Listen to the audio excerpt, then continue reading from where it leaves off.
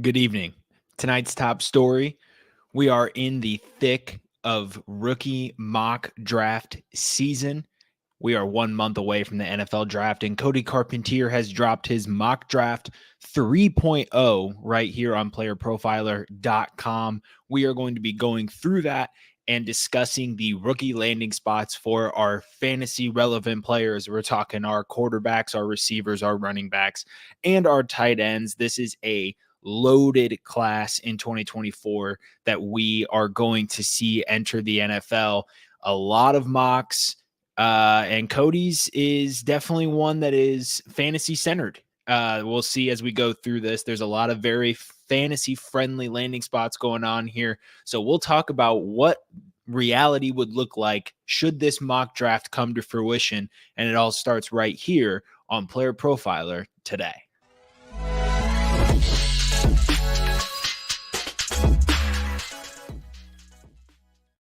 Good evening, everybody. Happy Saturday. Player Profiler today. I am your host, Matt Babich. Thank you for joining me today. We are pre-recorded today. It is about 3 p.m. Central Time right now as I'm recording this because as you can see here, it is a big evening for me and my Purdue Boilermakers Final Four men's basketball tournament against NC State today. I'm very nervous. I think we'll make it through to the finals, knock on wood. Here's some wood back here, knock on wood, but it's going to be tough to beat UConn or Alabama in the championship, but going to be rooting them on today. So from a pre-record, I'm going to bring you my mock draft reactions to Cody Carpentier's mock draft 3.0. You can read and go through the entire mock yourself at playerprofiler.com/articles. You can catch all of his mock drafts on playerprofiler.com. As I pull up Cody's mock draft here, we got it. All right. As I am going to reveal the first couple of picks and make sure we're working with a good screen size. I'll zoom in just a tad. All right. So top 4 picks are shown.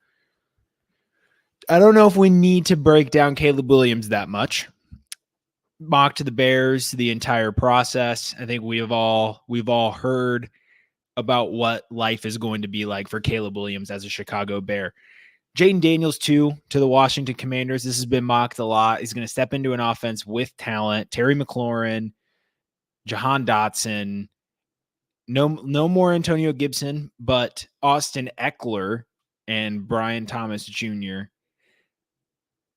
Not Brian Thomas Jr. He is a rookie. Brian Robinson will lead that backfield, and he has weapons. This is likely a team that's going to invest in some skill in this draft as well. But Jayden Daniels is stepping into a more friendlier position than whoever goes to number 3 at the New England Patriots. So thus, as the draft board is 1, 2, 3, that is the rank of what team you would want to go to as a quarterback in the top 3. Caleb Williams, obviously, going to be playing with Keenan Allen, going to be playing with DJ Moore, going to be playing with DeAndre Swift, Roschon Johnson in the backfield, Cole Kmet at the tight end position, loaded with talent. Washington has some talent.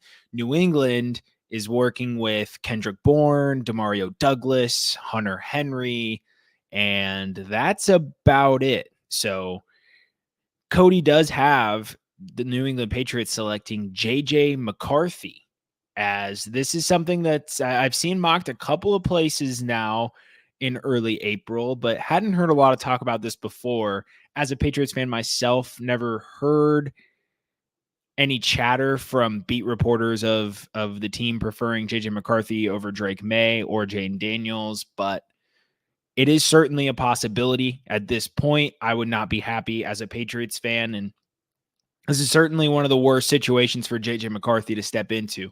There's no talent around him. This is a franchise looking to rebuild. I don't think J.J. McCarthy would start in this situation right away.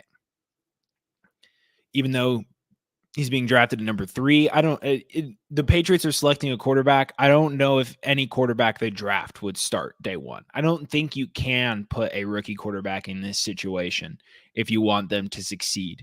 So JJ McCarthy, if he goes to the New England Patriots, it is about as bad of a turnout for fantasy as you can possibly have it be.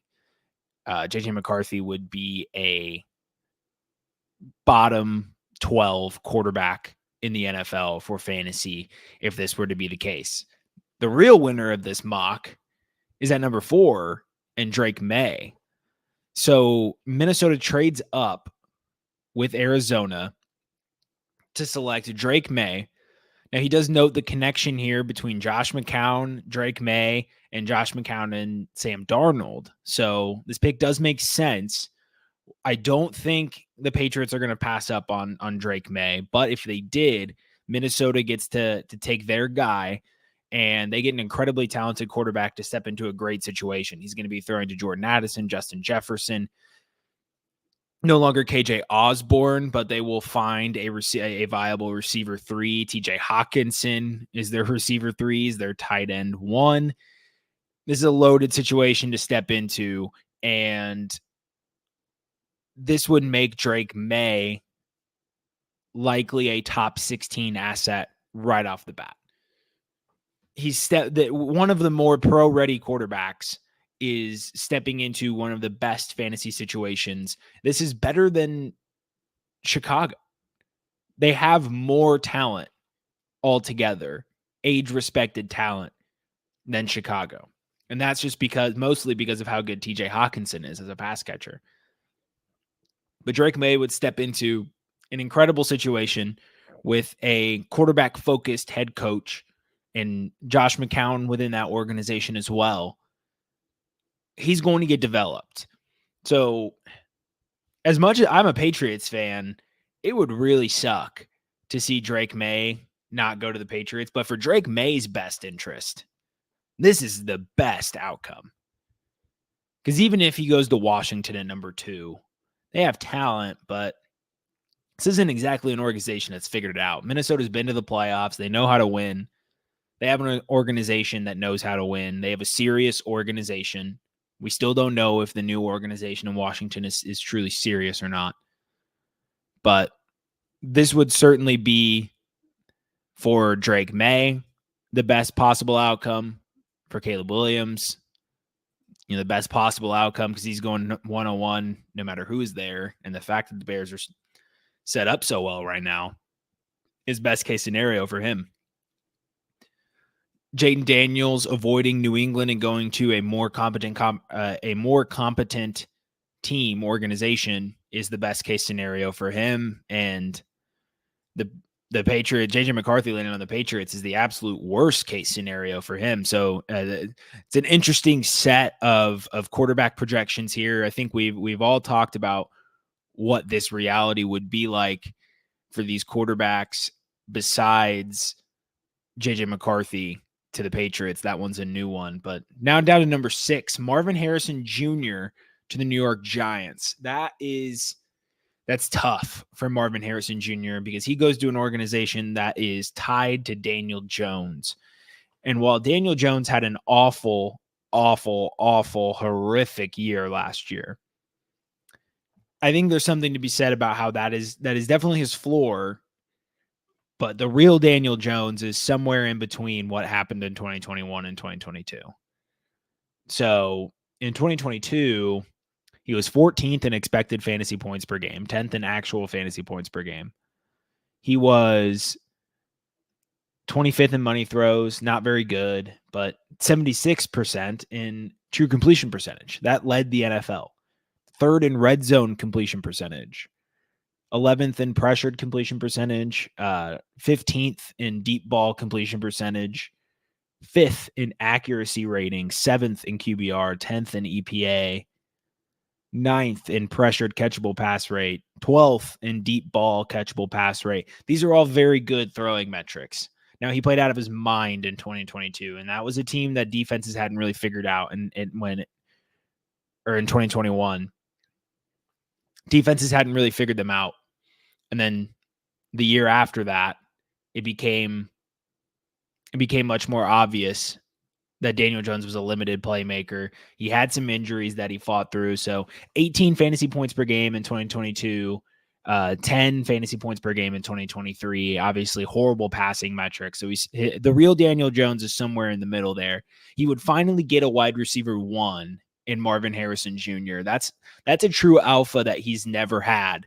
And it doesn't matter how bad Daniel Jones is. If Marvin Harrison Jr. is in that offense, Marvin Harrison Jr. is getting 120 targets. And so it's not a terrible situation for Marvin Harrison Jr. because we know that Daniel Jones has shown competent passing in the past. He's done it before. And he's going to have a talented receiver to help him do it again. And he doesn't have to be that good. He just has to get Marvin Harrison the ball. Opportunity is everything. And so if Marvin Harrison Jr. is going to be taking up 120 targets the next 2 seasons while they figure out their quarterback, he'll be fine. It could present a buy window for Marvin Harrison Jr. should the market overreact to this. Because right now he is already amongst the elite receivers in terms of dynasty rankings. And if he disappoints there's going to be a buy window for Marvin Harrison Jr. because it's going to seem all doom and gloom after he finishes 24th in fantasy points per game as a rookie because Daniel Jones stinks. So there might be a slow start to Marvin Harrison Jr.'s career, but I'm certainly not going to be afraid of having exposure to Marvin Harrison Jr. just because he's on the Giants. We're talking about a very smart coach in Brian Daboll. I understand that this tenure in New York hasn't gone very well or the way he would have expected it to, but we can't discount what he was able to do in Buffalo. And if you think what happened in Buffalo wasn't directly from Brian Daboll, look at how this offense has struggled since then. They've struggled to find an identity. They've struggled to keep an offensive coordinator that they like, and they settled on Joe Brady, who it worked out for him for the most part, but Joe Brady's not that good of an offensive coordinator. He got ran out of town in Carolina. So Brian Daboll is capable of figuring out how to get Marvin Harrison Jr. involved. And that's why they take him at 6 here in this mock. So I'm perfectly fine with Marvin Harrison Jr. going to the Giants. I think any situation where you're going to be a target hog in an offense at an league average, we'll call him, quarterback in Daniel Jones, that's a good situation to be in as an alpha. There's really no bad situation to be in for Marvin Harrison Jr. because that's just how good he is. And then a slight upgrade in situation at number 8 where the Cardinals trade with the Atlanta Falcons and select Malik Nabers. I love this fit. I love Malik Nabers getting tied to Kyler Murray. This is chef's kiss. Marvin Harrison Jr. wants to go to Arizona, believe me, because we talked about being a target hog with a league average quarterback. Well, how about being a target hog with an elite quarterback? Because Kyler Murray is just that. He is an elite quarterback. He did struggle at points coming back from his ACL recovery, but the Cardinals offense was one of the best offenses in terms of EPA per play when he came back onto the field. In 2022, when healthy, he was the number 4 quarterback in terms of expected fantasy points per game, 2 in true completion percentage, 2 in accuracy rating, 10 in clean pocket completion percentage. I can keep going on, and I can also keep going back into different years, 2021, 2020, 2019. Kyler Murray has shown year in and year out that he is one of the league's best passers, and he's going to get a weapon with Malik Nabers. And so Malik Nabers, if this happens, hear it from me right now, you're going to be drafting Malik Nabers ahead of Marvin Harrison Jr. in your fantasy drafts. And if you aren't, you're going to be doing it wrong. Because Malik Nabers is going to be on a better offense, getting a similar target count as Marvin Harrison Jr. with a better quarterback. Malik Nabers has a chance to put up a 10-touchdown rookie season along with 1,000 yards. This is very possible. No more Marquise Brown. We know who Michael Wilson is. Trey McBride is a beast, but Kyler Murray is certainly more than capable of supporting both of them. And I think the offense will be better if they do aim to get both of them involved in this game. So count me in on the Malik Nabers going to the Arizona Cardinals. I will be taking him above Marvin Harrison Jr. in my redraft leagues when that happens. And we will break down Rome Odunze to the New York Jets. after we get this quick message from the Podfather. Now, I know many of you are looking for a secret weapon for your Dynasty League, and I have it. It's called the Dynasty Dominator app. You go to the App Store, go to Google Play. It's right there. It's $5 to download, and then every year it's $5 to load the next incoming class of rookies. You can add Superflex, add tight end premium. It's incredible because it allows you to look up players. It allows you to vote on whether a player is a buy, hold, or sell, and then see the market sentiment on that player. And you can compare their lifetime value rating from Player Profiler to their Dynasty ADP at the FFPC, all in the price lookup tool. And beyond that, we have a trade analyzer, so you'll never lose another Dynasty trade again. And in our settings, you can set this is a win now team, this is a rebuilding team, and then we let you compare players. Look at their metrics side by side, prospect metrics, NFL metrics. It's all there. It's $5 in the App Store. There's some add-ons for Superflex and to buy the upcoming rookie class. Every year, you're going to spend $5 on this thing, and it's going to be well worth it. We are back with Player Profiler today. I'm your host, Matt Babbage. Go get the Dynasty Dominator app if you play Dynasty Fantasy Football. I was just on the Game Plan podcast with Maddie Kiwoom, and I noted how important that app has been in developing relationships with my league mates. So go ahead and check that out if you have the chance. It's a great podcast over on the main Player Profiler YouTube channel. So Rome Odunze to the New York Jets. That's a great landing spot for Rome. Because if we go back up in this list, the Bears could take a receiver. I don't think they will. A lot of people have been mocking it, but if the Bears take a receiver, Rome is third on that depth chart, competing with Cole Kmet for to being the number 4. And if, let's say, different worlds, Arizona State's takes Marvin Harrison Jr. and Giants pass on a receiver, or Giants go over Malik Neighbors and take Rome Odunze. There's a lot of variability there in what can happen to Rome Odunze, but he gets taken by the New York Jets, where he will be the number 2 to Garrett Wilson, but there's a lot of targets up for grabs in New York. I understand we don't necessarily know how much Aaron Rodgers has left in the tank, but I think we all know that the last time we saw him play at full health, it certainly didn't seem like he only had a year left, or the tank was running on E. He looked pretty damn good still. So I trust that Aaron Rodgers can lead a pass-heavy offense there in New York, and being the second target with a really good quarterback in Aaron Rodgers is going to be good for fantasy. The only reason it's not better is because he's the 1B. He could be the 1A on a bad team, but we don't know. Ask yourself this: is it better in fantasy to be the number 1 receiver on the Giants or the number 2 receiver on the Jets? Last year, you would have been the number 2 receiver on the Jets because the Giants were terrible and nobody consecutively produced for that team. It was always different. Slayton, Robinson, Hyatt, whoever. It rotated on a game-by-game basis. So you could argue that Odunze to the Giants would be better for him for fantasy. I say we don't necessarily know that. A guy like Marvin Harrison Jr. can go to the Giants because he is situation proof. He is Marvin Harrison Jr. I love Rome Odunze. I don't know if he's necessarily situation proof yet. Feel free to sound off in the comments if you disagree with that. I would love to hear your take. But he would go to the Jets where he would be the 1B, and he would get a steady 100 to 110 targets. There's plenty of room for that in this offense. So I still really like the outlook for Rome if he goes to the New York Jets. They're going to this team understands they can't be without a quarterback. So after Aaron Rodgers, who knows who's going to step in, but we worry about that when the time comes. I think there's still 2 more years to Aaron Rodgers' game, so they have time to figure this out.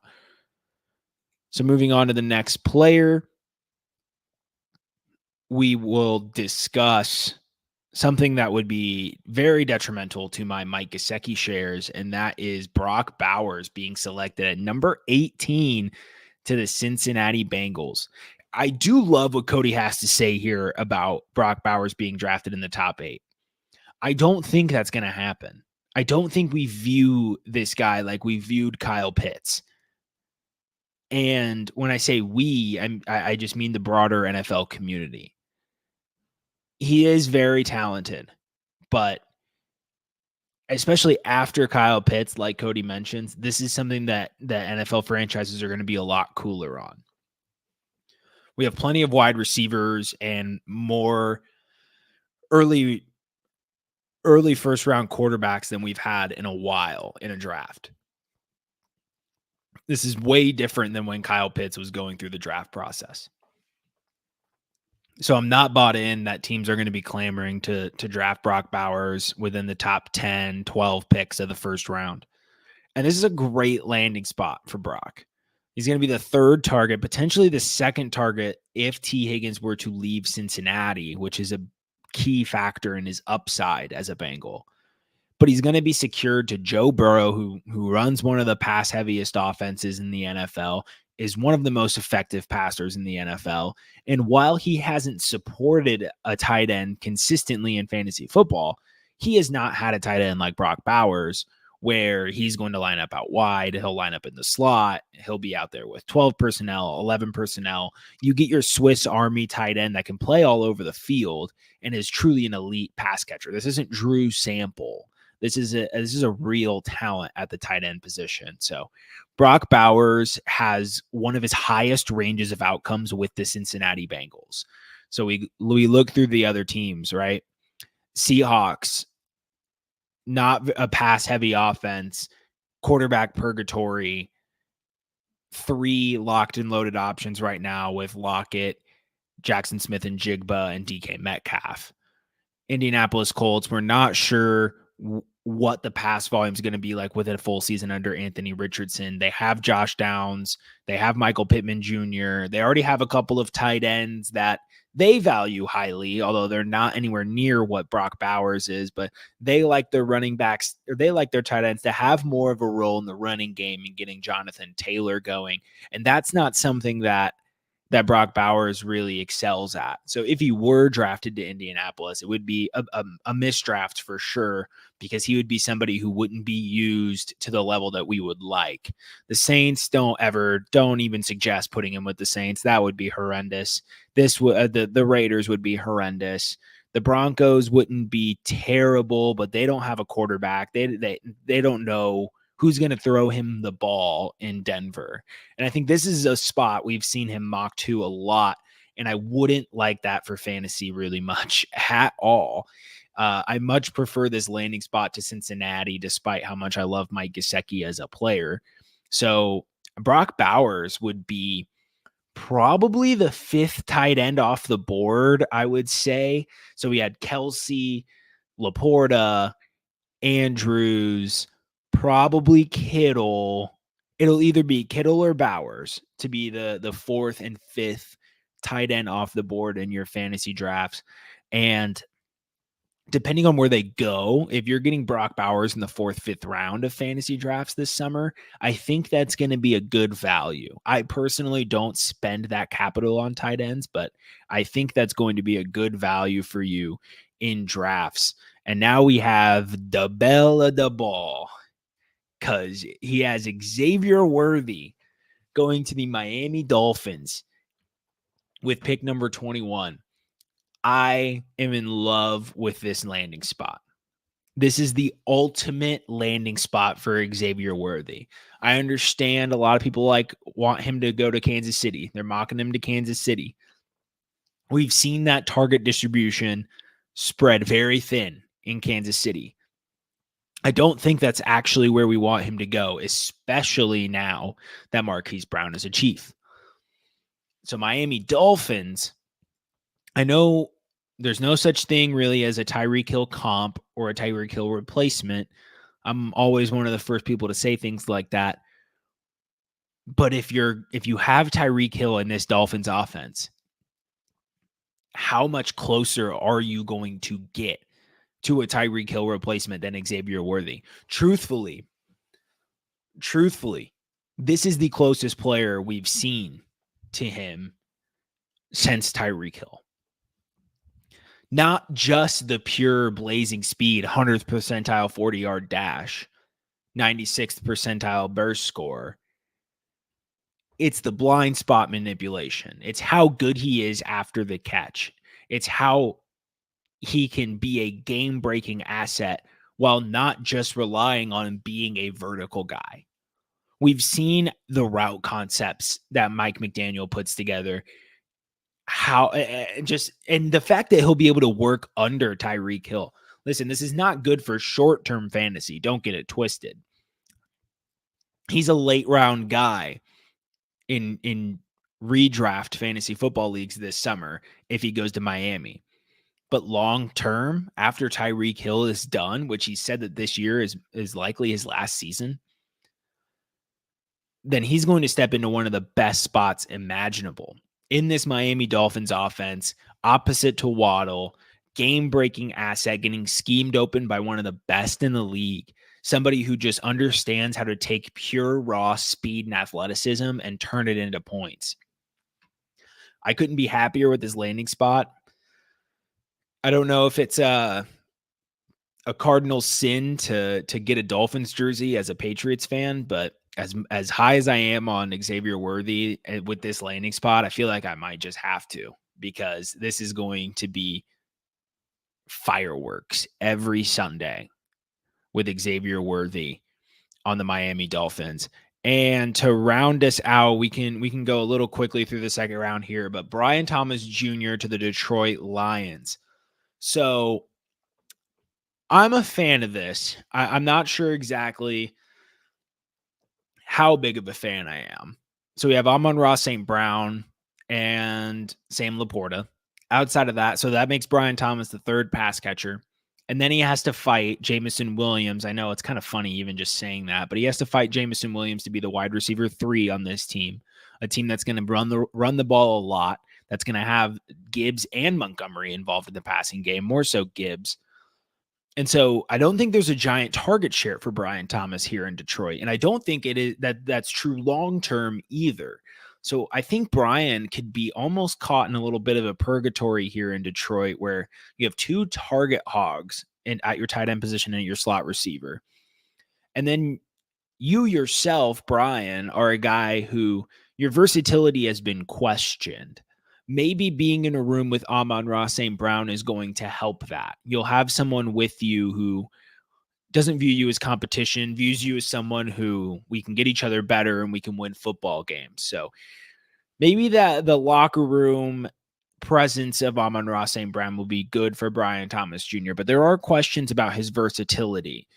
And if Brian Thomas Jr. is a go route merchant, like many think he may be, then this is one of the worst situations for him, because we've already seen with Jameson Williams what happens when you're a go route merchant decoy type of player in Detroit. So I think this mostly comes down to how I view Brian Thomas Jr., but I won't deny that is a size speed specimen and has the ability to break very big plays, and being in this offense will give him chances to do that. I do think he'll be a bet on an explosive play, not necessarily reliable from a fantasy aspect, and I would probably be avoiding him in drafts going forward. So we're going to close out the show here in a second. We will just quickly go through. I'll give a thumbs up, thumbs down. So Troy Franklin to Carolina, I like that landing spot. This team still needs talent. Bryce Young is not as bad as last year made him out to be. So to get a chance to get on the ground floor in this offense with a guy like Dave Canales, who just had experience working with Mike Evans and Chris Godwin, I really like that landing spot for Troy Franklin. Adonai Mitchell to the Saints, I don't love, but at the same time, no Michael Thomas. There is a opportunity to be this team's wide receiver too. So this could be worse for Adonai Mitchell. I think he's more talented than guys like Rashid Shaheed and A.T. Perry. So I think he'll break out as a Saint. I would like for him to go to a better situation, but I like it overall. Ricky Pearsall to Jacksonville, I like that fit. Without Calvin Ridley, this team's going to need some help, which gives Ricky a chance to produce right away and stay home and play with Jacksonville. So I think it's a really cool landing spot and a good one for fantasy as well for Ricky Pearsall. And then Jalen Wright to the Dallas Cowboys. I like that. I do think that the Cowboys would need to get a bruiser back in there. I would assume if this happens, then Ezekiel Elliott goes back to the Cowboys. And if that's the case, then I love it even more for Jalen Wright because he's not going to be forced to do those carries up the middle, things he's not good at. They're going to get him out in space. They're going to get him the ball through the air. The things that they were doing with Tony Pollard will be done with Jalen Wright, and that would be an incredible fit for fantasy and real life football. Spencer Rattler to the Las Vegas Raiders. That gives him a chance to be the starter there. And I agree with Cody. I like the upside of Rattler. And I would almost be shocked if Bo Nix is taken before Spencer Rattler at this point, because Rattler has been impressing a lot throughout the pre-draft process. So I think he's made a name for himself there. And then, he does a 3-round mock. So let's screw it. We're at 30 minutes. We can keep going for a little bit longer. Ladd McConkey to the Buffalo Bills. That is a very good situation, obviously, for Ladd McConkey. No more Stephon Diggs, stepping into a situation with Josh Allen and potentially being his wide receiver 1. So, I mean, Ladd McConkey would be lucking out to the max if he were selected to the Buffalo Bills to be their wide receiver 1. Keon Coleman to the Baltimore Ravens. I'm not big on Keon Coleman, so I'm not very big on this pick. Especially in Baltimore, run-heavy offense, not very electric on the passing game, would be behind Zay Flowers and Mark Andrews. I'm not a fan of this pick. I like Roman Wilson to the 49ers, although he slots in as the 4th pass catcher on the team. So this would imply that Brandon Ayuk's probably gone if they're spending a 2nd-round pick on a receiver. So would be an interesting landing spot, not a very good one in the short term for fantasy. And then 3rd round, we have Bo Nix going to the Denver Broncos. I like that just because he gets the chance to be a starter. He's not going to have a ton of talent around him, but it feels like a good situation for him to go to with Sean Payton. Has obviously experience working with a Hall of Fame quarterback. So I'm a fan of that landing spot for Bo Nix. I don't think it's very good short-term fantasy-wise, probably bottom 12 quarterback, but for his growth and development in the league, it's not a bad spot to go. Trey Benson to the Giants at running back. He'll be the starter. The Giants don't currently have a starting running back right now, unless Devin Singletary signed with him. I always forget what happened with Devin Singletary. So it's Devin Singletary. So I don't even love this for Trey Benson because Singletary's a good pass blocker. He's a pretty good runner. He can play in the passing game. I don't think Trey Benson gets a majority of the snaps alongside of Devin Singletary. I'm willing to say that one right now. And then we're almost done here. Ben Sinnott to the Atlanta Falcons. He's going to be playing behind Kyle Pitts. I obviously hate that for fantasy. Jonathan Brooks to the LA Chargers. They need a running back. I really like this spot for Jonathan Brooks. There's going to be a lot of opportunity there in an offense that's going to be run heavy. So that's an incredible fantasy landing spot. Jatavion Sanders to the Washington Commanders. That team needs a tight end. It already has Jaden Daniels. That's a very good spot for Jatavion Sanders to get some early opportunity. Xavier Legette to the Colts. I don't really like Legette as a prospect, so I don't really like this pick. He would have opportunity for the Colts. He would be the Alec Pierce replacement. And so for that reason, it's a good landing spot for Legette because he does have some opportunity to start for that team. And then absolutely in love with this landing spot, Javon Baker, an incredibly talented receiver from Central Florida, gets to be a starting receiver for the Pittsburgh Steelers with either Justin Fields or Russell Wilson, a team that is typically a winning team.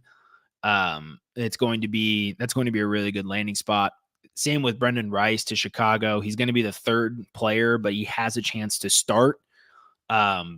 And Brendan Rice for USC being able to start day 1 potentially for the Bears would be a really good landing spot for him. That'd be a good, a little teammate selection for Caleb Williams. And so that connection's already developed. man, he's loading in the skill position players. I already started the third round, so we're going to keep going. Cade Stover, tight end to the Houston Texans. Don't love it because Dalton Schultz is already there, but for real life, I actually don't think it's a good real life pick either. I don't know why Houston would take another tight end within the first 3 rounds, already having Dalton Schultz, but Devontae Walker to the Cowboys. I like that. Cowboys need some receiver help. That gives Devontae Walker a chance to get some opportunity right away. Shipley to the Bucks. I don't like it for Rachaad White because Will Shipley is a very shifty running back, good playmaker, very good pass catcher. So that could threaten some of Rachaad White's pass opportunity. Jalen Polk to the Falcons. I kind of like it. Gives him an opportunity to battle with Mooney to get those slot snaps. Apologies. Mooney would be playing on the outside. So Polk has a chance to start for the Falcons in slot, which would be good for him. But then Kyle Pitts is going to play a lot of slot. So how much opportunity is he really going to have in the short term? But being paired up in a good offense with Kirk Cousins is never a bad thing. Theo Johnson to the Tampa Bay Buccaneers. And Cade Otton's already there. I think Cade Otton's better than Theo Johnson, so I don't love this from a fantasy perspective. I would like him to go to a team that doesn't really have a pass catching tight end in their core. Malachi Corley to the Chiefs is awesome. I mean, they're gonna get a great value Xavier Worthy. I mean, Corley's mostly a slot guy, but we're talking someone who's a little bit smaller, really fast, and capable of making game-changing plays. And so Malachi Corley to the Chiefs would be kind of unfair. So I obviously love that from a fantasy perspective. And the Rams taking Blake Corum would be very interesting to see how he would blend in with Kyren Williams. 37 minutes. I always plan on going like 25 to 30, and I fly through it every time. But thank you all for joining me on this Saturday night.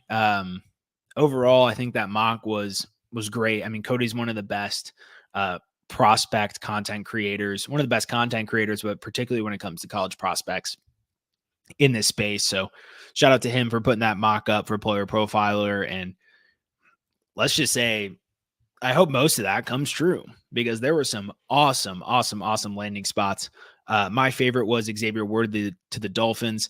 Let me know in the chat who your favorite landing spot was out of Cody's mock draft 3.0.